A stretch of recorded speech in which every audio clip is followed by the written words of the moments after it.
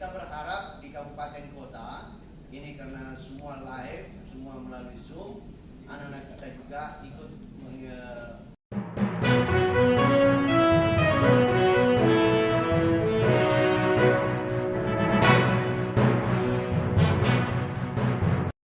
terkait dengan PPDB, ya. MPLS ini adalah bagaimana mengenalkan alma mater sekolah, bagaimana pendidikan karakter, bagaimana lingkungan sekolah kepada anak-anak yang baru masuk di sekolah, ya. Nah, MPLS ini menitikberatkan dengan yang pertama adanya program penghijauan, ya, penghijauan yang dilakukan oleh anak-anak kita baik di lingkungan sekolah maupun rumah. Ini yang kita harapkan. Yang kedua, MPLS ini kita inginkan adanya pendidikan karakter di situ, menghilangkan bullying yang ada di sekolah.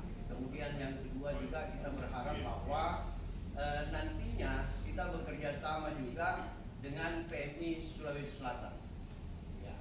Kenapa kita bekerja sama dengan PMI Sulawesi Selatan? Karena ada program dari PMI, selain dengan donor darah, kita juga menginginkan adanya penyemprotan disinfektan oleh tim dari PMI cabang-cabang yang ada di kabupaten kota. Ini kita sudah kerjasamakan.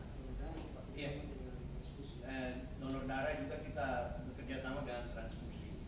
Nah, PT transfusi. Nah, MPLS itu sendiri, ya, insya Allah akan dibuka secara virtual, ya, oleh Bapak PLT Gubernur melalui Zoom meeting, ya, nanti pada tanggal 12 Juli 2021. Ya, kita berharap di kabupaten kota ini, karena semua live, semua melalui Zoom, anak-anak kita juga ikut dalam rangka pembukaan ini. Dan yang pastinya, ya, untuk sebenarnya sih kemarin kita merencanakan secara offline, ya, di sekolah, tetapi di sini kita fokuskan di SMA 10, tetapi karena melihat